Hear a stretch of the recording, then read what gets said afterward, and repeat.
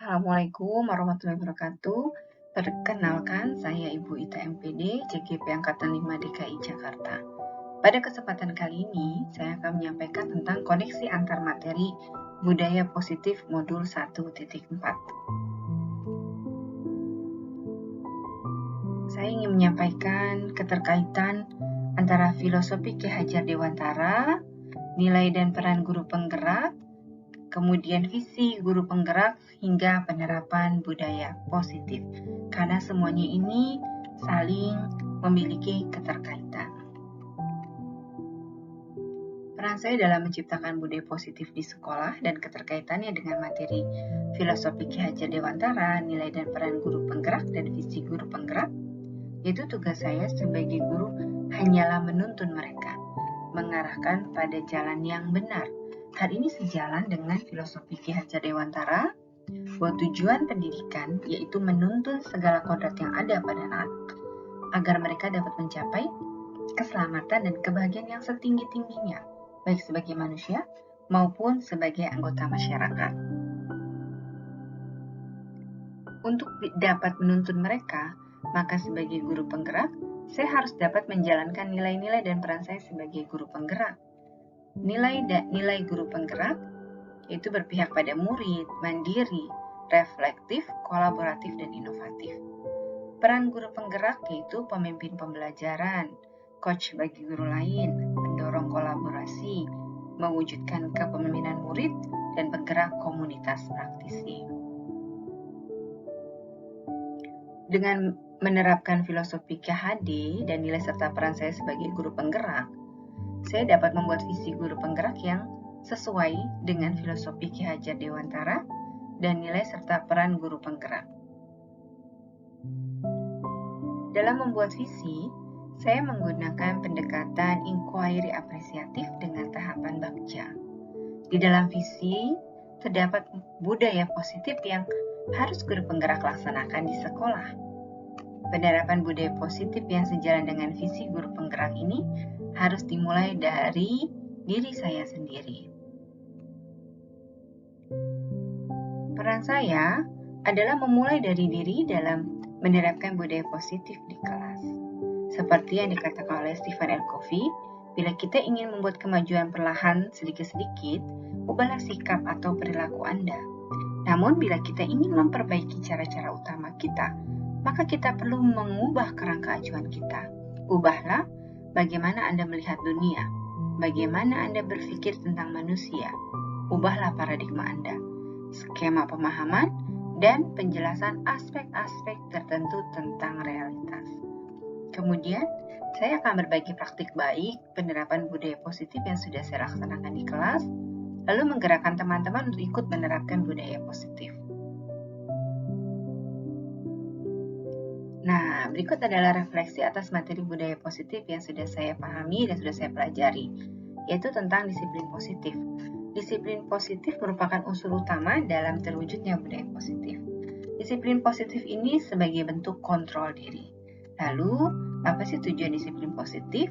Yaitu menanamkan motivasi yang ketiga pada murid-murid kita, yaitu untuk menjadi orang yang mereka inginkan dan menghargai diri sendiri dengan nilai-nilai yang mereka percaya. Teori kontrol Dr. William Glasser dalam kontrol teori ada 7, yaitu pertama, realitas kebutuhan kita berbeda. Kedua, setiap orang memiliki gambaran yang berbeda. 3, kita berusaha memahami pandangan orang lain tentang dunia. 4, Anda tidak bisa mengontrol orang lain, hanya Anda yang bisa mengontrol diri Anda sendiri. 5, semua perilaku memiliki tujuan. 6, kolaborasi dan konsensus menciptakan pilihan-pilihan baru. Dan 7, model berpikir menang-menang. Kemudian teori motivasi. Menurut Diana Gosson itu ada 3 motivasi perilaku manusia. Yang pertama, untuk menghindari ketidaknyamanan atau hukuman.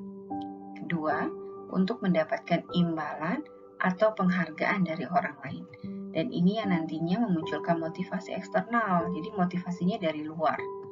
Kemudian yang ketiga, untuk menjadi orang yang mereka inginkan dan menghargai diri sendiri dengan nilai-nilai yang mereka percaya. Nah, ini yang kemudian nantinya memunculkan motivasi internal di dalam dirinya sendiri. Udah ada sebuah kesadaran yang akhirnya merupakan tujuan disiplin positif. Setelah memiliki disiplin diri, berarti mereka bisa bertanggung jawab terhadap apa yang dilakukannya, karena mereka mendasarkan tindakan mereka pada nilai-nilai kebajikan universal. Apa itu nilai-nilai kebajikan universal? Yaitu sifat-sifat positif manusia yang merupakan tujuan mulia yang ingin dicapai setiap individu. Nilai-nilai kebajikan universal ini merupakan landasan terbentuknya keyakinan kelas. Kemudian hukuman. Hukuman ini sifatnya satu arah dan ini merupakan identitas gagal. Sedangkan konsekuensi ini diterapkan setelah adanya sebuah kesepakatan. Konsekuensi dan restitusi ini termasuk dalam identitas sukses dan merupakan disiplin positif. Restitusi itu adalah proses menciptakan kondisi bagi murid untuk memperbaiki kesalahan mereka, sehingga mereka bisa kembali pada kelompok mereka dengan karakter yang lebih kuat menurut Gosen 2004. Nah, ini adalah gambar segitiga restitusi, dalamnya ada 3 langkah. Yang pertama, menstabilkan identitas. 2, validasi tindakan yang salah. 3, menanyakan keyakinan. Nah, restitusi itu apa ya? Restitusi itu adalah sebuah pendekatan untuk menciptakan disiplin positif. Ciri-ciri restitusi adalah pertama, bukan untuk menebus kesalahan, namun untuk belajar dari kesalahan. Kedua, memperbaiki hubungan. 3, tawaran bukan paksaan. 4, menuntun untuk melihat ke dalam diri. Kemudian berikutnya, mencari kebutuhan dasar yang mendasari tindakan, lalu restitusi diri adalah cara yang paling efektif. Jadi berikutnya, restitusi fokus pada karakter, bukan tindakan.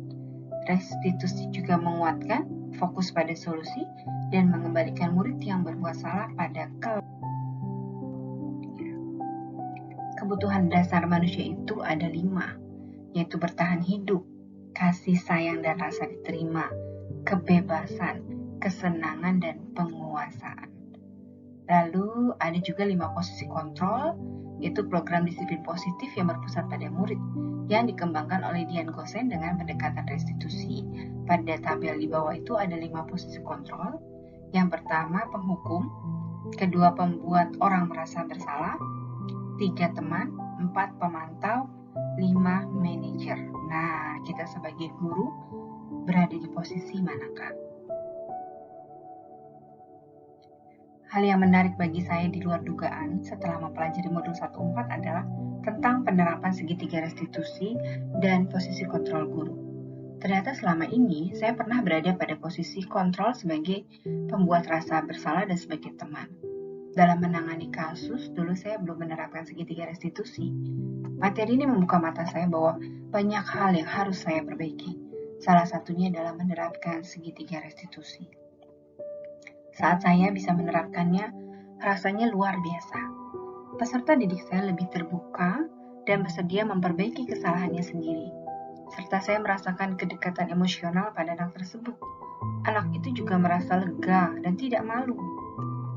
Nah, emosi yang dirasakan terkait pengalaman belajar ini adalah bahagia tentunya. Kemudian deg-degan, sedih, karena ternyata selama ini cara saya menangani mereka masih belum pas, masih belum sesuai. Senang karena akhirnya saya mendapat pencerahan bagaimana menghadapi peserta didik saya di sekolah. Perubahan yang terjadi pada cara berpikir saya adalah ketika ingin menciptakan budaya positif, maka harus diawali dengan membuat keyakinan kelas yang disepakati oleh guru dan peserta didik. Lalu perubahan dari cara saya menangani anak yang bermasalah juga berubah. Jika dulu dengan memainkan posisi sebagai pembuat rasa bersalah dan sebagai teman, sekarang saya berubah menjadi posisi kontrol sebagai manajer. Hal yang sudah baik terkait pengalaman dalam penerapan konsep-konsep itu adalah bahwa saya sudah dapat membuat keyakinan kelas bersama dengan peserta didik saya, serta dapat menerapkan segitiga restitusi pada salah satu peserta didik saya.